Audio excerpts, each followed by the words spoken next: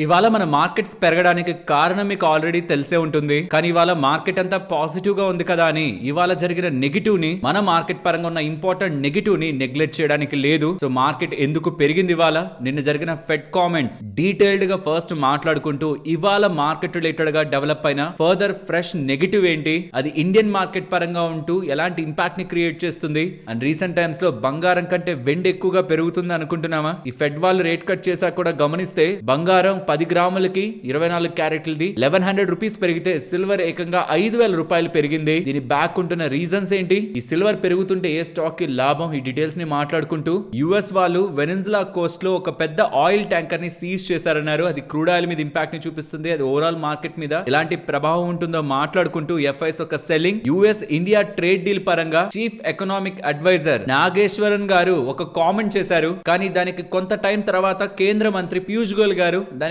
Opposite గా ఇంకొక statement కూడా చేశారు. ఆ స్టేట్మెంట్స్ ని కూడా మాట్లాడుకుంటూ, ఎందుకంటే చీఫ్ ఎకనామిక్ అడ్వైజర్ రూపంలో చెప్తున్నది చూస్తే అది మనం నెగిటివ్ గా చూడాలి, పీయూష్ గోయల్ గారు కేంద్ర మంత్రి గారు చెప్తున్నది చూస్తే పాజిటివ్ గా చూడాలి. సో ఆ రెండింటి స్టేట్మెంట్స్ ని చూస్తూ నెక్స్ట్ మార్కెట్ రిలేటెడ్ ఉన్న ఇంపార్టెంట్ ఈవెంట్స్ ని డిస్కస్ చేసుకొని మార్కెట్ ప్రైస్ యాక్షన్ ని మాట్లాడుకుందాం. ఎందుకంటే ఇవాళ మార్కెట్ పెరిగింది కరెక్టే, కానీ ఫ్రెష్ నెగిటివ్స్ డెవలప్ అవుతున్నాయి. ఒకవేళ పడుతుంటే ఏది ఇంపార్టెంట్ లెవెల్స్, పెరుగుతుంటే ఏది ఇంపార్టెంట్ రెసిస్టెన్స్ గా మార్కెట్ రిలేటెడ్ గా ఉంటున్నాయనే డేటాని మాట్లాడుకొని మనం మార్కెట్ అనాలిసిస్ ని ఎండ్ చేద్దాం. Hello friends, welcome to day trader Telugu.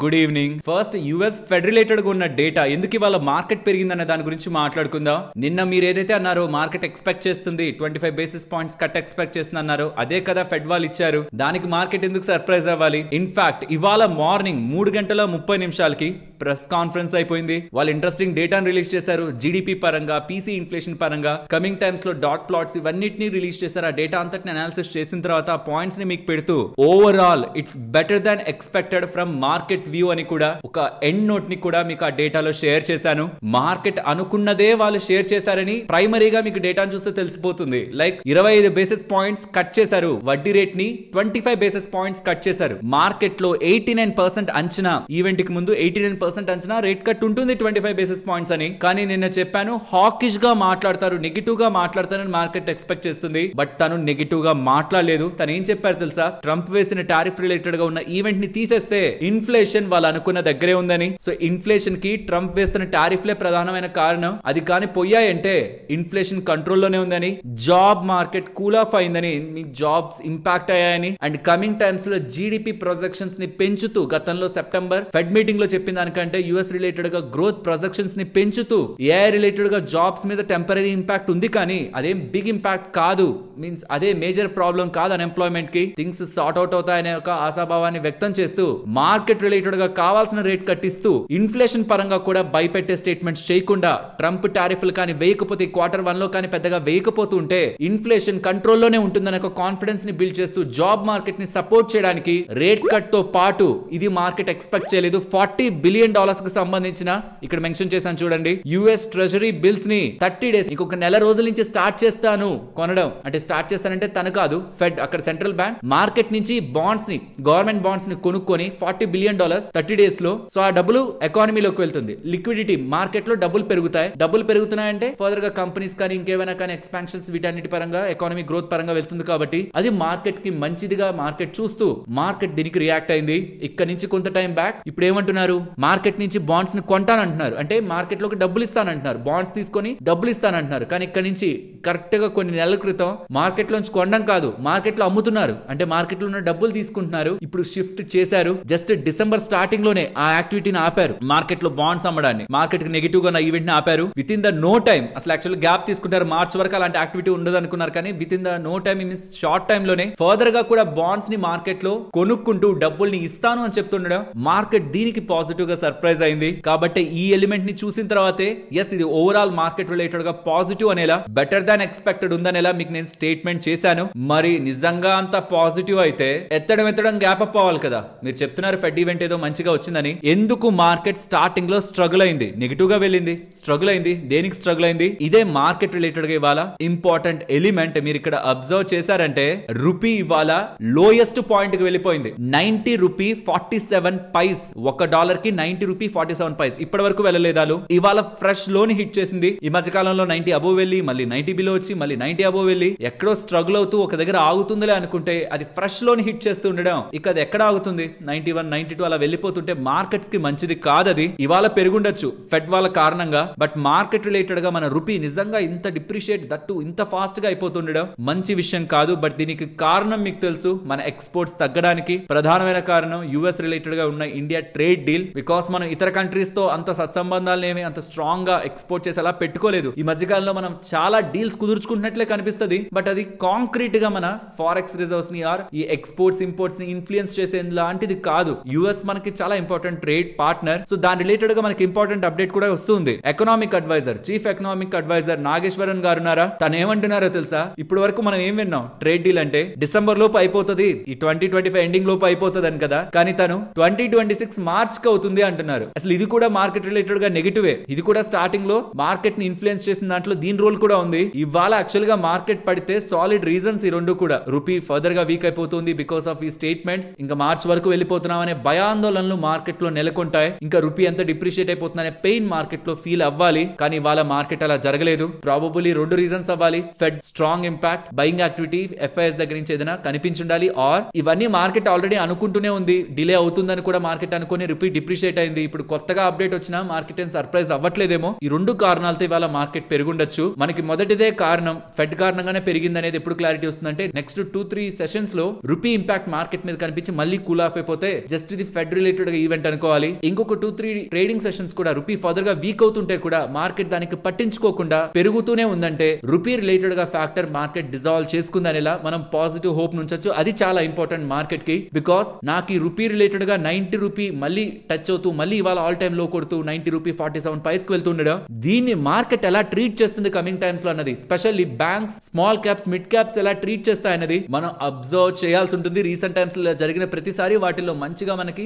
Down side కనిపించింది. బట్ ఇవాళ మార్కెట్ పెరిగింది, ప్రాబ్లీ ఇదన్నిటిని డిజాల్వ్ చేసేసుకుందా, ఆల్రెడీ వీటన్నిటిని తీసేసుకుందా, ఎన్నిసార్లు రియాక్ట్ అవుతాం అనుకోని అక్కడితో ఎండ్ అనుకుందా, లేదు ఫెడ్ రిలేటెడ్ ఈవెంటే మెయిన్ అవుట్కమ్ అయిందా? ఈ రోజు ఫెడ్ లేకుండా ఇలాంటి ఈవెంట్స్ జరుగుతున్నా మార్కెట్ పెరుగుంటే క్లారిటీ ఉండేది. బట్ ఫెడ్ కూడా మిక్స్ అవుతూ ఉండడం, ఇది మనకి డివైడ్ అవ్వాలంటే కొంచెం సేపు మార్కెట్ అలా వదిలేస్తే ఫెడ్ రిలేటెడ్ ఈవెంట్ ఎలాగో ఇవాళ ఫ్యాక్టర్ అయి ఉంటుంది. కాబట్టి రేపు ఆర్ నెక్స్ట్ 2 డేస్ లో మార్కెట్ రిలేటెడ్ గా రియల్ స్ట్రెంత్ ఉంటే రూపీ వీక్ అవుతున్న మార్కెట్ పెరగాలి. అది మనకి ఒక కన్ఫర్మేషన్. ఇంకా రూపీ ఇంపాక్ట్ మార్కెట్ మీద టెంపరీగా షార్ట్ టర్మ్ లో ఉండదు అని. సో ఈ important observation next few days మనం మార్కెట్ లో చేయాల్సి ఉంటుంది. అండ్ ఎవరైనా ఇలా మార్కెట్ క్లోజ్ అయ్యాక అప్డేట్స్ వస్తూ దాని రిలేటెడ్ గా ఇలా సింపుల్ డేటాని అండ్ దాని పరంగా ఉంటున్న ఇంపాక్ట్ ని రియల్ టైమ్ లో తెలుసుకుందాం అనుకుంటున్న వాళ్ళు, వాట్సాప్ వాడుతున్న వాళ్ళైతే మన ఛానల్ ఒక లింక్ డిస్క్రిప్షన్ లో కామెంట్ సెక్షన్ లో మొదటి లింక్ గా ఇస్తున్నాను, అది క్లిక్ చేసి జాయిన్ అవ్వచ్చు. అండ్ నాగేశ్వరన్ గారిదే చెప్పాను నేను ఇప్పటి వరకు, పీయూష్ గోయల్ గారిది చెప్పలేదు. ఎందుకంటే పీయూష్ గోయల్ గారు రిలేటెడ్ గా వచ్చిన అప్డేట్ మార్కెట్ క్లోజ్ అయ్యాక వచ్చిన అప్డేట్. సిఎన్బిసి వాళ్ళు 5:53 PM అరౌండ్ అప్డేట్ చేస్తున్నారు. సో నాగేశ్వరన్ గారు చెప్పిన దాని రిలేటెడ్ గా పీయూష్ గోయల్ గారు వ్యతిరేకిస్తున్నట్టే కనిపిస్తుంది.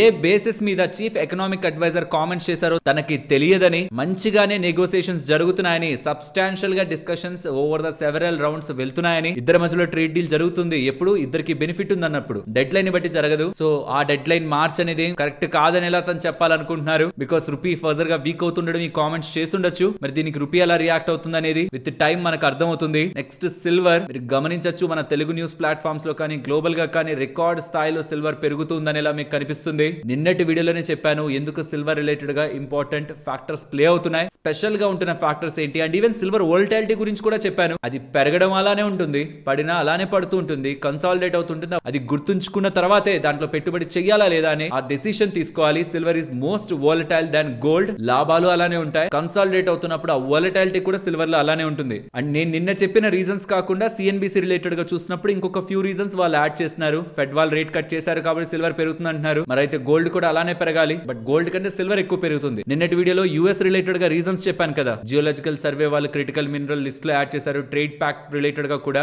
యుఎస్ గవర్నమెంట్ తీసుకోబోతున్న డెసిషన్స్ అనేవి కూడా సిల్వర్ ప్రైజులను ఇంపాక్ట్ చేస్తున్నాయని. ఇప్పుడు వీళ్ళు ఏం చెప్తున్నారు, సిఎన్బిసి వాళ్ళు, చైనా వాళ్ళు new export control silver related గా విధించారని, సెంట్రల్ బ్యాంక్స్ కూడా సిల్వర్ ని కొనడం స్టార్ట్ చేశాయని. బట్ ఇది నిజం కాదు. అంత పెద్ద మొత్తంలో సిల్వర్ నేమ్ సెంట్రల్ బ్యాంకులు కొనట్లేదు. కొన్ని సెంట్రల్ బ్యాంక్ కొంటాయని ఇలా మాటలు మాట్లాడుతున్నారు, కానీ ఫుల్ స్కేల్ లో గోల్డ్ లాంటి యాక్టివిటీ లేదు. ఎందుకంటే పెరుగుతున్నప్పుడు మనకి కామెంట్స్ బానే ఉంటాయి. రియల్ గా సిల్వర్ పెరుగుతున్న దానికి రీజన్స్ వేరు. గ్లోబల్ గా డిమాండ్ ఉంది ఎక్కువ, సెంట్రల్ బ్యాంక్స్ యాక్టివిటీతో కాదు, డిమాండ్ ఎక్కువ ఉంది. కాబట్టి ఈ వీడియోలో నేను చాలా సార్లు మీకు సిల్వర్ గురించి వచ్చిన ప్రతిసారి ఇది చూడమనేది. Silver industrial metal, as bullion గా కూడా మనం కూడా స్టోర్డ్ వాల్యూ ఉంది దానికి. వెండి వస్తువులను కొంటాం, వెండిని పెట్టుకుంటాం, కొనుక్కుంటాం, స్టోర్డ్ వాల్యూ ఉంది. బట్ స్టోర్డ్ వాల్యూ కంటే ఇండస్ట్రీస్ లో యూసేజ్ వాల్యూ దాని సిగ్నిఫికెంట్ గా ఉంటుంది. ఉంటుంది, సో సెంట్రల్ బ్యాంక్స్ కొంటున్నాయి, ఏదో ఇంకేదో జరిగిపోతుంది, సిల్వర్ ఎక్కడికో వెళ్ళిపోతుందని యూఫోరియా అని కాకుండా ఏ వాటి రిలేటెడ్ గా, ఏ సెక్టార్స్ రిలేటెడ్ గా డిమాండ్ ఉంటే సిల్వర్ పెరుగుతుందని ఒక క్లారిటీ ఇన్వెస్టర్ కు ఉండాలి. వీలైతే ఈ వీడియోని చూడండి. మీరు ఒకవేళ సిల్వర్ రిలేటెడ్ గా ఒకవేళ ఎటువంటి ఇంట్రెస్ట్ ఉంటున్నా మీకు మైండ్ లో, ఈ వీడియోని చూసి ఏ ఇండస్ట్రీస్ కి ఎలాంటి డిమాండ్ అనేది మొదట అర్థం చేసుకోవాలి. పర్సనలీ నేను కొత్త వాళ్ళు ఎవరైనా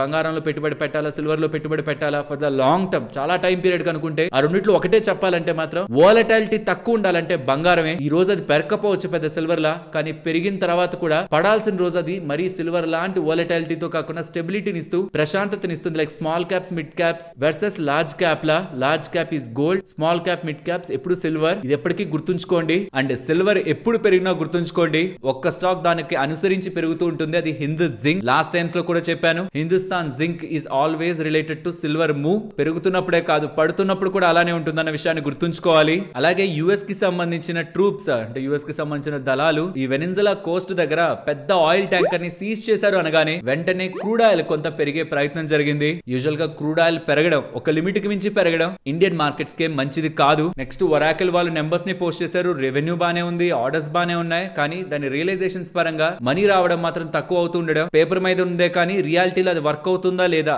బిజినెస్ ఉంటుందా లేదా అనే ఒక భయాలతో ఒరాకిల్ స్టాక్ ఏఐ రిలేటెడ్ గా రీసెంట్ టైమ్స్ లో పెరిగి అత్యంత ధనవంతుడు జాబితాలో పెట్టేసిన ఆ కంపెనీ రిలేటెడ్ గా ఉన్న అతన్ని పెట్టేసిన కంపెనీ షేర్ ధర 13% దగ్గరగా పడింది ఆఫ్టర్ ద మార్కెట్. ఇది ఎందుకు మెన్షన్ చేస్తున్నానంటే ఏఐ రిలేటెడ్ గా వీళ్ళు బజ్నే చెప్తున్నారు, బిజినెస్ ఉందనే అంటున్నారు, రియాలిటీ అది వాళ్ళకి రిఫ్లెక్ట్ అవ్వట్లేదు అనేలా మార్కెట్ లో డేటా వస్తుండడం, వాళ్ళ రిజల్ట్స్ లో డేటా వస్తుండడం. డేటా బానే ఉంది బట్ అది బిజినెస్ లోకి వెళ్ళట్లేదే అని మార్కెట్ లో ఉంటున్న కన్సర్న్స్ ఏఐ రిలేటెడ్ గా ఉన్న థీమ్ ని నిన్న డిస్టర్బ్ చేశాయి. ఒరాకిల్ స్టాక్ ఏఐ రిలేటెడ్ గా పెరిగిన స్టాక్ 13% దగ్గరగా పడింది. అండ్ గ్లోబల్ మార్కెట్స్ ని మీరు ఒకసారి అబ్జర్వ్ చేశారంటే ఏషియన్ మార్కెట్స్ రెడ్ లోనే ఉంటాయి, మోస్ట్ ఆఫ్ ద మార్కెట్స్ అన్ని రెడ్ లోనే ఉంటాయి. European and US markets green లో ఉంటాయి. బట్ ఇండియన్ ఈక్విటీ మార్కెట్ ఇవాళ పడే ఛాన్స్ ఉండడానికి మంచి సాలిడ్ రీజన్స్ ఉంటున్నా సరే మరి మార్కెట్స్ ఈ రీసెంట్ టైమ్స్ లోనే ఎక్కువ పడిపోయింది కదా అని రికవరీలో ఉందా, ఫెడ్ రిలేటెడ్ గా ఇంపాక్ట్ ఉన్న రీజన్ ఏదైనా ఇవాళ మార్కెట్ మంచిగానే పెరిగిందని చెప్పాలి. ఏషియన్ మార్కెట్స్ లో కంపేర్ చేస్తే ఇవాళ మంచిగానే ఇండియన్ ఈక్విటీ మార్కెట్ పెరిగింది. అండ్ ఎఫ్ఐఎస్ ఒక సెల్లింగ్ కాన్స్టెంట్ గానే వెళ్తుంది. అండ్ షార్ట్స్ కూడా 89% దగ్గరగా హోల్డ్ చేస్తున్నారు. ఈ షార్ట్స్ కి అయితే ఈ మధ్య కాలంలో వాల్యూ పోయింది, అవి అక్కడే ఉన్నాయి. అది మార్కెట్ పెరుగుతున్నా కవర్ అవ్వట్లేదు, పడుతుంటే మాత్రం ఇంక్రీజ్ అవుతూ ఉన్నాయి. నాకు తెలిసి యుఎస్ ఇండియా రిలేటెడ్ గా ట్రేడ్ డీల్ ఖచ్చితంగా డిలే అవుతుందని స్ట్రాంగ్ గా వాళ్ళకి కన్ఫర్మేషన్ ఉంటేనే ఇంత కాన్ఫిడెంట్ గా వాళ్ళు షార్ట్స్ ని క్యారీ చేస్తున్నారు. ఎలాగో రూపీ వీక్ అవుతుంది, ఓవరాల్ మార్కెట్ పడుతుంది, గెయిన్ అవుతారనే ఒక అంచనాలతోనే యుఎస్ ఇండియా రిలేటెడ్ గా ట్రేడ్ డీల్ రిలేటెడ్ గా వాళ్ళకి ఫుల్ క్లారిటీ ఉంటుండడం. ఐ థింక్ ఇంత సిగ్నిఫికెంట్ షార్ట్స్ ఇంత టైం పీరియడ్ పాటు మార్కెట్ లో ఎఫ్ఐఎస్ క్యారీ చేసుకోగలుగుతున్నారు. అండ్ మళ్ళీ చెప్తున్నాను, ఇవాళ మార్కెట్స్ పెరిగాయి, పోర్ట్ఫోలియోస్ లాభాల్లోనే ఉండొచ్చు, బట్ లాంగ్ టర్మ్ లో మీకు అన్ని యావరేజ్ అయిపోతాయి, పడుతాయి, పెరుగుతాయి. ఓవర్ ద పీరియడ్ మార్కెట్ ఎలాగో పైకి వెళ్తుంది కాబట్టి అప్పుడంతా బానే ఉంటది. బట్ షార్ట్ టర్మ్ కి వచ్చేసరికి నెక్స్ట్ ఫ్యూ వీక్స్ నుంచి మంత్స్ ఇలా వచ్చేసరికి మీకు ఏవైతే ఎంటీఎఫ్ లో మార్జిన్ ట్రేడింగ్ ఫెసిలిటీలో ఉంటున్నాయో స్టాక్స్ అన్ని కూడా వాటిల్లో మీరు ఒక గ్రేట్ వోలటాలిటీని చూస్తారు. Or small caps, mid caps in the broad గా మాట్లాడాలంటే స్మాల్ క్యాప్స్, మిడ్ క్యాప్స్ లో ఎక్కువ వోలటాలిటీ చూస్తారు. బికాస్ ఒకప్పుడు 3,000 కోట్లు ఉండేది కాస్త ఎంటీఎఫ్ బుక్ ఇప్పుడు 1,20,000 కోట్ల వరకు వెళ్ళిపోయింది. అప్పు తెచ్చి పెట్టుబడి చేసినట్టు, అది మనం అప్పు తెచ్చి మార్కెట్ లో పెట్టుబడి చేసినట్టు. నష్టపోతుంటే బ్రోకర్ ఒప్పుకోడు కదా, అమ్మేస్తాడు కదా. ఈ వోలటాలిటీ ఈ మధ్యకాలంలో మార్కెట్ లో ఉందన్న విషయాన్ని ఎంటీఎఫ్ కారణంగా, మార్జిన్ ట్రేడింగ్ ఫెసిలిటీ కారణంగా మార్కెట్ లో specially small caps, mid caps లో వోలటాలిటీ పెరిగిందన్న విషయాన్ని ఇన్వెస్టర్స్ డెఫినెట్లీ అర్థం చేసుకొని ఉంటున్న వోలటాలిటీని చూసి కంగారు పడ్డం కాకుండా వాళ్ళ రిజల్ట్స్ ని చూసి, బిజినెస్ ని చూసి డెసిషన్ తీసుకోవాలని రిక్వెస్ట్ చేస్తున్నాను. డెసిషన్ తీసుకోండి, స్టాక్ ప్రైస్ ఆధారంగా అయినా సరే. మీరు ఒక లెవెల్ ఉంచుకుని ఆ లెవెల్ బిలో వచ్చింది కాబట్టి వచ్చేద్దాం, అది కూడా మీకు లాజిక్ ఉంటే చేయండి. బట్ పెట్టుబడి చేస్తున్నప్పుడు మాత్రం బిజినెస్ ని చూసి, నెంబర్స్ ని చూసి, ఆర్ ఇంకేదైనా స్టెప్స్ మీకు కంఫర్టబుల్ గా లేవు అన్న లాజిక్ ని చూసే తీసుకోండి. అది లోపలికి వెళ్ళడమైనా, కొనడమైనా, అమ్మడమైనా. ఇక మార్కెట్స్ లెవెల్స్ విషయానికి వస్తే నిఫ్టీ ఇవాళ పెరిగింది. ఎక్కడి నుంచి పెరిగింది? ఇవాళ లో వెళ్ళింది, నిన్నటి లోన్ కూడా బ్రేక్ చేసింది. 25,700 బిలో వెళ్ళిపోయి మళ్ళీ పైకి వచ్చింది. కరెక్ట్ గా 24,700 దగ్గర 3 సార్లు లాస్ట్ 3 డేస్ లో మార్కెట్ సపోర్ట్ తీసుకుంటున్నట్టు దాన్ని రెస్పెక్ట్ చేసింది. ఆ లెవెల్ రెస్పెక్ట్ అవుతున్నంత వరకు మార్కెట్ ని మనం హయ్యర్ సైడ్ ఎక్స్పెక్ట్ చేయొచ్చు. ఎక్కడి వరకు? 26,020 వరకు. ఎందుకంటే అక్కడ 20 డే మూవింగ్ యావరేజ్ ఉంది, అది కూడా బ్రేక్ చేస్తే నెక్స్ట్ ఆల్ టైమ్ హైసే మనకి మేజర్ రెసిస్టెన్స్. బట్ ఈ 25,700 దగ్గర ఉంది చూసారా, దాన్ని కాన్ఫిడెంట్ గా బ్రేక్ చేసి కింద కానీ క్లోజ్ అయిపోగలుగుతూ ఉంటే నెక్స్ట్ నవంబర్ 25th వెళ్ళిన లో 25,320 దగ్గరగా, అది ఇంకా నెక్స్ట్ మార్కెట్ రిలేటెడ్ గా ఉండే ఇంపార్టెంట్ లెవెల్. ఫ్రెండ్స్, ఇలా మార్కెట్ లో ఉన్న అంత డేటా పాయింట్స్ ని కనెక్ట్ చేస్తూ వీడియో మీ ముందుకు తీసుకురావడానికి మేము ఎఫర్ట్స్ పెట్టామని మీరు అనుకుంటే మన వీడియోని తప్పకుండా లైక్ చేయండి. చేయండి. ఫస్ట్ స్టాక్ గురించి మాట్లాడుకునే ముందు నవంబర్ మంత్ కు సంబంధించిన మ్యూచువల్ ఫండ్ డేటా అయితే అప్డేట్ అయింది. SIPs గురించి మొదట మాట్లాడాలి. అంతకు ముందు నెలతో కంపేర్ చేస్తే అంటే అక్టోబర్ నెలతో కంపేర్ చేస్తే SIPs అయితే కొంత తగ్గాయి. బట్ చాలా మార్జినల్ గా స్టిల్ 29,445 కోట్ల దగ్గరగా నవంబర్ నెలలో కూడా SIP రూపంలో మ్యూచువల్ ఫండ్ లోకి డబ్బులు తెచ్చారు. అండ్ ఓవరాల్ లార్జ్ క్యాప్స్ పరంగా, స్మాల్ క్యాప్స్ పరంగా, ఈవెన్ మిడ్ క్యాప్స్ పరంగా కూడా గత నెలతో కంపేర్ చేస్తే అంటే అక్టోబర్ తో కంపేర్ చేస్తే నవంబర్ లో ఇన్ఫ్లోస్ అయితే పెరిగాయి. ఓవరాల్ నెట్ ఈక్విటీ ఇన్ఫ్లోస్ కూడా పెరిగాయి. అండ్ గోల్డ్ ETF రిలేటెడ్ గా, ELSS ఫండ్స్ రిలేటెడ్ గా, లిక్విడ్ ఫండ్స్ రిలేటెడ్ గా, డెట్ రిలేటెడ్ గా కూడా ఇన్ఫ్లోస్ ఎలా వచ్చాయి అనేది ఇక్కడ మీరు స్క్రీన్ మీద గమనించొచ్చు. ఫస్ట్ శక్తి పంప్స్ గురించి మాట్లాడుకోవాలి. వీళ్ళకి 443 కోట్ల 78 లక్షలు విలువ చేసే order Maharashtra state electricity distribution company limited వాళ్ళ దగ్గర నుంచి లభించిందని, DC solar, photo voltaic, water pumping systems related వీళ్ళకి ఆర్డర్ లభించినట్టు, నెక్స్ట్ 60 డేస్ లో వీటిని కంప్లీట్ చేసుకుంటారని వీళ్ళు అప్డేట్ చేశారా. Not just Shakti pumps, Oswal pumps వాళ్ళకు కూడా 380 కోట్ల ఆర్డర్ వచ్చింది సేమ్ వీళ్ళ దగ్గర నుంచే. ఈవెన్ GK ఎనర్జీ వాళ్ళకు కూడా సేమ్ వాళ్ళ దగ్గర నుంచే, Maharashtra state electricity distribution company వాళ్ళ దగ్గర నుంచే సేమ్ వాటర్ పంప్స్ రిలేటెడ్ గా 366 కోట్ల 63 లక్షల ఆర్డర్ GK ఎనర్జీ అనే కంపెనీ కూడా వచ్చింది. ఇవన్నీ కూడా నెక్స్ట్ 60 డేస్ లో కంప్లీట్ చేసుకుంటున్న ఆర్డర్స్. సో కాబట్టి Maharashtra state electricity distribution company వాళ్ళు రిలీజ్ చేస్తున్న ఈ ఆర్డర్స్ తో ఇవాళ ఈ పంప్ స్టాక్స్ పర్టికులర్ గా శక్తి పంప్స్ 12% దగ్గరగా పెరిగింది. నెక్స్ట్ ఆరియన్ ప్రో సొల్యూషన్స్ గురించి మాట్లాడుకోవాలి. స్టాక్ ఇవాళ 8% దగ్గరగా పెరిగిందా? దీనికి కారణం వీళ్ళు బ్యాంకింగ్ అండ్ ఫైనాన్షియల్ స్పేస్ లో వీళ్ళ రిలేటెడ్ గా సొల్యూషన్స్ ని ఇస్తూ ఉంటారు కదా, దీని రిలేటెడ్ గా వీళ్ళు AI ప్రొడక్ట్ ఒకటి లాంచ్ చేశారు. ఆరియన్ AI అని specially banking and financial space లో ఉంటున్న వాళ్ళ కోసం ఈ AI ప్లాట్ఫామ్ ని లాంచ్ చేశారని, AI ని యూజ్ చేసుకొని అప్పులు ఇవ్వడమే కాదు రిస్క్ రిలేటెడ్ గాను, పేమెంట్స్ రిలేటెడ్ గాను, లిక్విడిటీ పరంగాను ఈ AI హెల్ప్ చేస్తుందనేలా అప్డేట్ చేస్తున్నారు. సో ఇలా కొత్త ప్రొడక్ట్ లాంచ్ చేశారనమే స్టాక్ ఇవాళ ఇలా పెరిగింది. ఫ్రెండ్స్, మోబిక్విక్ గురించి మాట్లాడాలి. స్టిల్ ఇప్పుడు కూడా లిస్ట్ అయిన తర్వాత పెరిగిందా? అక్కడి నుంచి సుమారుగా 60% దగ్గరగా స్టాక్ ఇంకా పడే ఉంది. వీళ్ళొక ఇంపార్టెంట్ అప్డేట్ ఎక్స్చేంజెస్ చేశారు. అది మీకు స్క్రీన్ ముందు కూడా పెడుతున్నాను. ఇప్పుడు ఇండియాలో ఉంటున్న top 3 fastest growing UPI apps లో మోబిక్విక్ కూడా ఒకటి అని, ఇయర్ కంపారిజన్ లో 3 టైమ్స్ దగ్గరగా UPI గ్రోత్ వీళ్ళు కనబర్చారు అక్టోబర్ మంత్ లో అనేలా. UPI ట్రాన్సాక్షన్ స్ట్రాంగ్ గా సర్జ్ అయ్యాయి. గ్రాస్ మర్చెండైజ్ వాల్యూ కూడా 28% పెరిగింది. UPI పరంగా స్ట్రాంగ్ గా మేము గ్రో అవుతున్నాం అని స్టేట్మెంట్స్ చేస్తున్నారు. నెక్స్ట్ ఓలా ఎలక్ట్రిక్ గురించి మాట్లాడుకోవాలి. ఈ స్టాక్ ఆర్ ఈ కంపెనీ రిలేటెడ్ గా కష్టాలు కంటిన్యూస్ గా ఉంటున్నాయి. అండ్ ఈవెన్ ఇప్పుడు వచ్చింది కూడా నెగిటివ్ అప్డేటే. స్టాక్ ఇవాళ పడింది కూడా, బట్ అక్కడి నుంచి స్ట్రాంగ్ గా పెరుగుతూ ఇవాళే 6% దగ్గరగా స్టాక్ పెరిగింది. బట్ నెగిటివ్ అప్డేట్ అది. S&P వాళ్ళు ఉన్నారు కదా, స్టాండర్డ్ అండ్ పూర్ వాళ్ళు ఉన్నారు కదా, రేటింగ్స్ ఇస్తూ ఉంటారు గ్లోబల్ గా, టాప్ 3 రేటింగ్ ఏజెన్సీస్ లో ఒకటి. వాళ్ళు ఓలా ఎలక్ట్రిక్ రిలేటెడ్ గా ఉన్న ప్రమోటర్ ANI టెక్నాలజీస్ అని ఓలా ఎలక్ట్రిక్ ప్రమోటర్ అనమాట.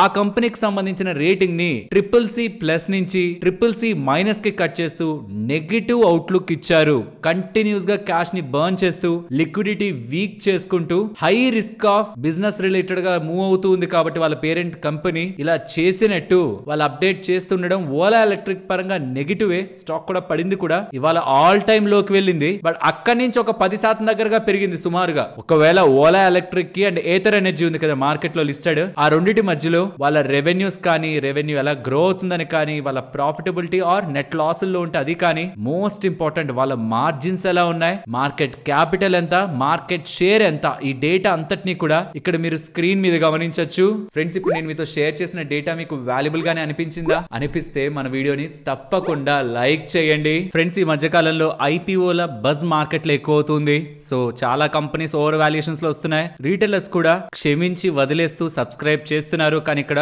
బోట్ వాళ్ళు గతంలో IPOకి రావాలనుకున్నారు, దాన్ని మళ్ళీ వెనక్కి వెళ్లారు. ఇప్పుడు దీని రిలేటెడ్ గా బోట్ ఒక auditors financial miss match related గా, కంప్లైంట్స్ ఇష్యూ రిలేటెడ్ గా ఫ్లాగ్ చేస్తున్నారు. వీళ్ళు గతంలో ఏవైతే ఫైనాన్షియల్ స్టేట్మెంట్స్ పబ్లిష్ చేశారో దానికి ఈ IPO రిలేటెడ్ గా వస్తూ సబ్మిట్ బ్యాంక్స్ కి చేస్తున్న దానికి పొంతన లేదని, అండ్ ఈవెన్ ఓవర్సీస్ లో ఇతర కంట్రీస్ లో వీళ్ళ రిలేటెడ్ గా ఉన్న సబ్సిడరీస్ పరంగా కూడా మెటీరియల్ అన్సర్టనిటీని ఆడిటర్స్ ఫ్లాగ్ చేసినట్టు, రెమ్యూనరేషన్ పరంగా కూడా కంపెనీస్ యాక్ట్ లిమిట్స్ కి మించి వీళ్ళు రెమ్యూనరేషన్స్ తీసుకున్నారని, దాని తర్వాత షేర్ హోల్డర్ అప్రూవల్ తో రిజాల్వ్ చేసుకున్న ఫస్ట్ రూల్ బ్రేక్ అయిందని. సో ఫైనలీ ఇలా బోట్ IPO వస్తున్న దాని పరంగా ఆడిటర్స్ రెడ్ ఫ్లాగ్స్ అయితే ఇస్తూ ఉన్నారు. మైక్రోసాఫ్ట్ చైర్మన్ సత్య నాదెల్లా గారు ఉన్నారా, తను ఇండియాకు సంబంధించిన 4 లీడింగ్ IT కంపెనీస్ రిలేటెడ్ గా స్ట్రాటజిక్ పార్ట్నర్షిప్ ని కుదుర్చుకుంటున్నారని, కాగ్నిజెంట్, ఇన్ఫోసిస్, TCS, విప్రో ఈ 4 కంపెనీలతో టైఅప్ ని కుదుర్చుకొని adoption adoption of agentic AI related గా యాక్సలరేషన్ ని తీసుకురాబోతున్నట్టు సత్య నాదెల్లా గారు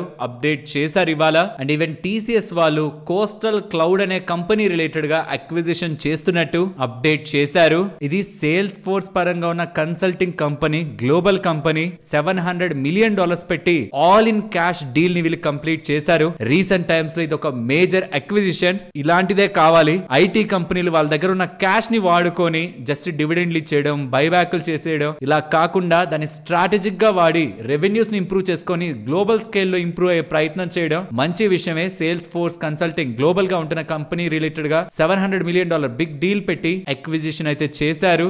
సేల్స్ ఫోర్స్ అడ్వైజర్స్ అంటే ఎవరు? వాళ్ళు యూజువల్లీ కన్సల్టెంట్స్ అన్నమాట, ఆర్ ఎక్స్పర్ట్స్. కంపెనీస్ రిలేటెడ్ గా గైడ్ చేస్తూ ఉంటారు సేల్స్ ఫోర్స్ ని ఎఫెక్టివ్ గా ఎలా వాడాలని, మీన్స్ బిజినెస్ ని ఎలా సెటప్ చేయాలి, కస్టమైజ్ చేయాలి, సేల్స్ ఫోర్స్ సిఆర్ఎం రిలేటెడ్ గా మంచి రిజల్ట్స్ ని ఎలా తెచ్చుకోవాలి, బట్ రిలేటెడ్ గా స్ట్రాటజీ, ట్రైనింగ్, ఆప్టిమైజేషన్ ఇవి వాళ్ళు ప్రొవైడ్ చేస్తూ ఉంటారు. నెక్స్ట్ మెక్వైర్ వాళ్ళు యుఎస్ కి సంబంధించిన బయో సెక్యూర్ యాక్ట్ రిలేటెడ్ గా ఇంపార్టెంట్ అప్డేట్ చేస్తూ ఇండియన్ సిడిఎంఓ కంపెనీస్ లాభపడనున్నాయని, ఇండియన్ సిడిఎంఓ కంపెనీస్ ఒక మార్కెట్ వర్త్ ప్రెసెంట్ $7 billion దగ్గరే ఉందని, కానీ 2030 నాటికి అది $20 billion అవుతుందని, సుమారుగా ఇక్కడున్న మార్కెట్ 3 రెట్లు అవుతుందని చెప్తూ కొన్ని స్టాక్స్ రిలేటెడ్ గా సింజిన్, దివీస్, కోహాన్స్, బ్లూజెట్ రిలేటెడ్ గా అవుట్ పర్ఫార్మ్ రేటింగ్ ఇస్తూ అవి ఇక్కడి నుంచి కూడా పెరుగుతాయనేలా టార్గెట్లు అయితే ఇచ్చారు. ఆ డేటా ఇక్కడ మీకు స్క్రీన్ ముందు పెడుతున్నాను. నెక్స్ట్ హబ్ టౌన్ గురించి మాట్లాడుకోవాలి. వీళ్ళ ఫస్ట్ ప్రిఫరెన్షియల్ అలాట్మెంట్ చేసింది 188 దగ్గరగా, అక్కడి నుంచి స్టాక్ 300 వరకు పెరిగిపోయింది. ఇప్పుడు అనదర్ ప్రిఫరెన్షియల్ ఇష్యూ చేస్తారని రీసెంట్ టైమ్స్ లో చెప్పారు,